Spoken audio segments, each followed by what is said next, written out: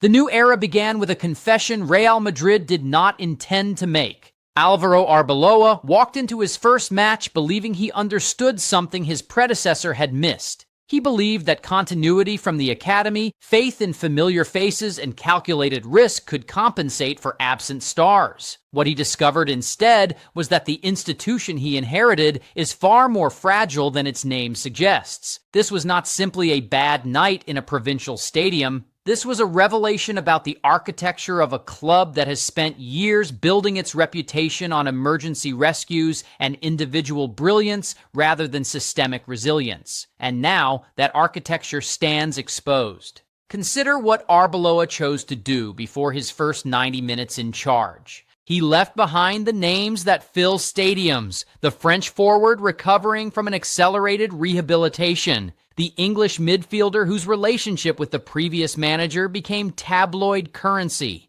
the Belgian goalkeeper who represents stability itself. 7 players capable of changing any fixture were deliberately excluded from the journey to Castilla-La Mancha. The reasoning was straightforward: a second division opponent struggling near relegation, a league fixture against Levante arriving in days, a Champions League confrontation with Monaco looming after that. The mathematics appeared sound: rest the irreplaceable, trust the depth, advance without incident. But here is where the warning reveals itself. Real Madrid no longer possessed the kind of depth that tolerates such calculations. The squad that arrived at the Carlos Belmonte featured academy graduates making competitive debuts. It featured defenders learning each other's movements in real time. It featured a midfield that had never operated as a unit at this level. The starting formation included players who, 3 days earlier, were preparing to face reserve teams in the third tier of Spanish football. This is not criticism of those young players. Their effort was visible. Their commitment was apparent. But effort and commitment are not the same as preparation and cohesion. And when a club of this stature cannot field a competitive 11 against opponents ranked 17th in the division below, something fundamental has broken down. The deeper issue is not about one evening in Albacete. The deeper issue is about what happens when institutions mistake reputation for readiness. For years, this club has operated under the assumption that certain outcomes are inevitable, that quality will always prevail, that the badge alone intimidates, that history bends toward the same conclusion. These assumptions create a kind of institutional complacency that only becomes visible when tested against unfamiliar circumstances. A second division side, playing in a stadium that holds fewer than 17,000, managed to create the conditions where inevitability evaporated. They did not require superior technique. They did not require tactical innovation. They required only the understanding that the visitors were vulnerable, and that vulnerability, once sensed, spreads. What followed was a demonstration of what happens when confidence erodes in real time. The visitors controlled possession in the opening phase. They moved the ball with the patience of a side expecting eventual breakthrough. But possession without penetration is merely choreography, and choreography does not frighten opponents who have already decided they can survive. The home side defended with the discipline of players who understood their task: stay compact, force errors, punish set pieces. This approach is not revolutionary. It is not sophisticated. But it is effective against opponents who lack the personnel to unlock organized resistance through individual quality alone. When the visitors fell behind, the response was predictable but insufficient. Increased urgency produced increased errors. Substitutions arrived, but substitutions cannot create chemistry.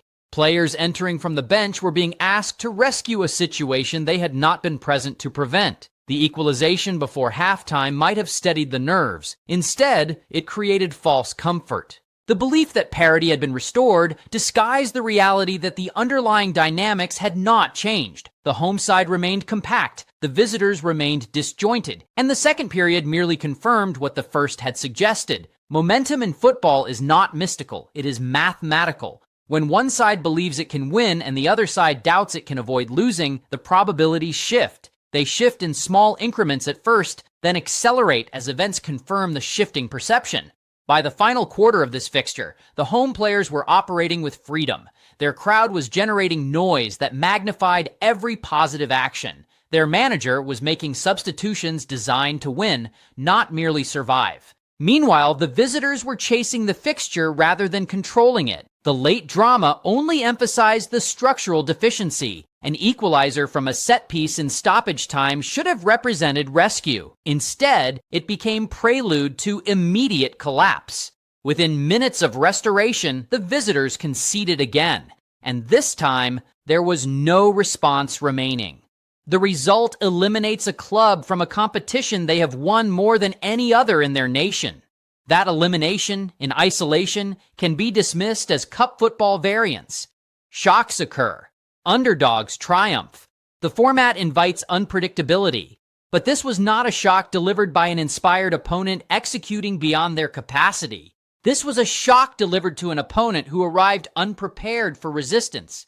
The distinction matters enormously for what it reveals about the present condition of this institution. The new manager now faces questions he should not have to answer in his opening week. Questions about squad construction, questions about recovery timelines, questions about whether the decision to rest certain players reflected prudence or miscalculation, questions about whether the faith placed in academy products was trust or negligence. None of these questions have comfortable answers. And the answers that emerge will shape perception of this appointment before it has properly begun. The broader warning extends beyond personnel decisions for a single fixture. This club has experienced managerial instability twice in the span of 6 months. The previous appointment lasted fewer than 250 days. The current appointment began under circumstances of crisis response rather than strategic planning.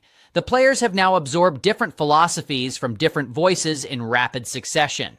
The adjustment period that new ideas require has been compressed into non-existence. Meanwhile, the injury situation continues to extract its toll.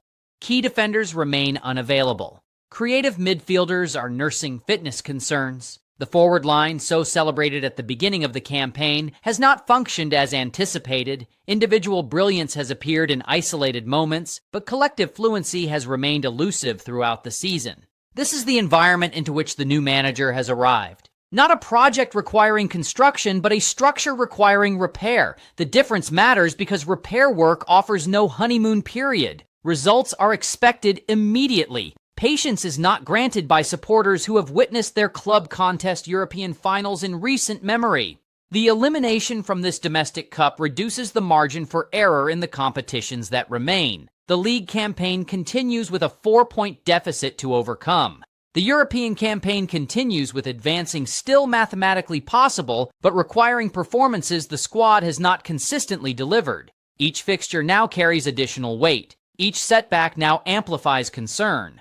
Each selection decision now invites scrutiny that would not have accompanied a quiet progression through a cup tie against modest opposition. This is the cost of the evening in Albacete. Not merely the departure from one tournament, but the intensification of pressure in every tournament that survives. For the victors, the night will remain permanently etched in the history of their club. They eliminated opponents whose market valuation exceeds theirs by hundreds of millions. They defeated a name that dominates the record books of continental football. They gave their supporters a memory that will outlast whatever happens in the remaining months of their second division campaign. This is cup football fulfilling its romantic purpose. The provincial club humbling the metropolitan giant. The stadium of modest capacity witnessing events that stadiums 10 times larger cannot guarantee. But romance for one side is warning for another.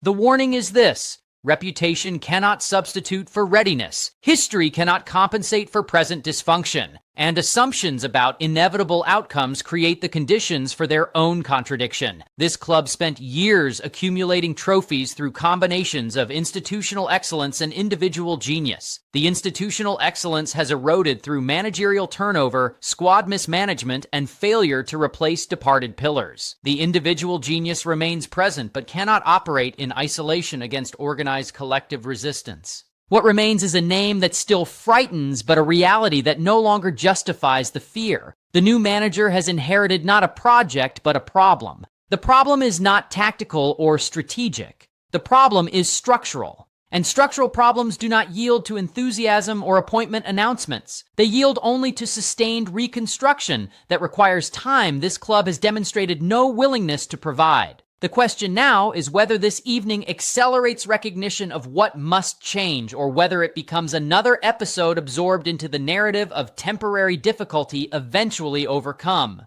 Based on recent patterns, the absorption seems more likely. Another defeat explained by circumstances. Another crisis managed through slogans about fighting spirit and club identity. Another opportunity for genuine reckoning deferred until the next episode forces the conversation again.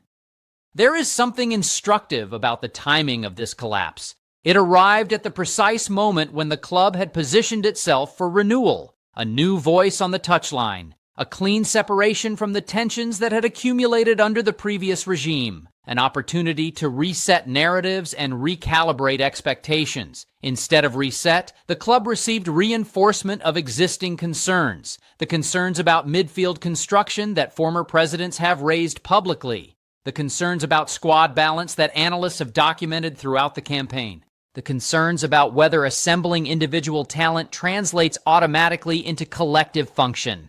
These concerns have now been validated in the most uncomfortable fashion imaginable.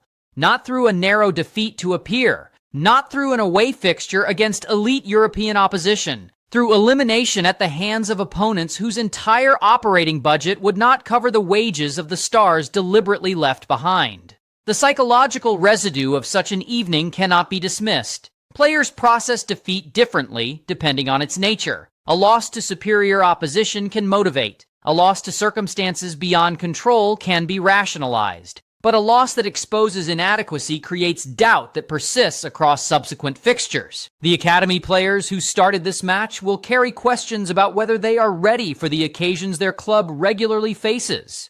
The senior players who were called upon from the bench will wonder whether their interventions made any difference. The stars who remained in Madrid will process the outcome through the lens of what might have happened had they been present. None of these psychological responses are productive. All of them will require management from a coaching staff that has been assembled for mere hours rather than weeks or months. The fixture list offers no respite for processing. Within days, the same squad must contest a league fixture against opposition expecting to extract similar vulnerability. Within weeks, the European campaign resumes with opponents far more sophisticated than the ones who expose these weaknesses. Each of these fixtures will be approached with the knowledge that something has shifted. The aura of inevitability has cracked. Opponents who might previously have approached this club with resignation will now approach with hope. And hope in football is the precursor to belief. And belief is the precursor to performance. This is the cascade effect of defeat. It does not remain contained within the 90 minutes that produced it. It spreads forward into fixtures not yet played and backward into assessments of fixtures already completed. It recontextualizes everything. The supporter base will process this evening through their own frameworks. Some will locate blame in specific decisions, the rotation policy, the selection of youth over experience, the substitution timing. These are the tangible targets that frustration requires. Others will locate blame in institutional patterns, the managerial instability, the transfer market failures, the prioritization of commercial expansion over sporting infrastructure. These are the systemic targets that deeper analysis suggests. Still, others will dismiss the evening entirely. Cup football variance, an anomaly not worth extended consideration. Move forward and trust the quality to reassert itself. All of these responses will find evidence to support their conclusions. That is the nature of events complex enough to accommodate multiple interpretations. But the multiplicity of interpretation does not alter the singularity of outcome. The club is eliminated. The tournament continues without their participation, and the path towards silverware has narrowed considerably. For neutral observers, the evening provided entertainment and romance in equal measure. A stadium-generating atmosphere beyond its structural capacity. A second division side refusing to accept the script written for them. Late drama that compressed tension into the final minutes. An outcome that defied probability and prediction alike. This is what makes domestic cup competitions valuable to the broader football ecosystem. They provide moments impossible to manufacture through league formats designed to reward consistency over courage. But entertainment for neutrals is crisis for participants, and the participants wearing white departed with consequences that entertainment cannot disguise. Final verdict. Real Madrid did not lose because Albacete played beyond themselves. They lost because they have convinced themselves that showing up is still enough.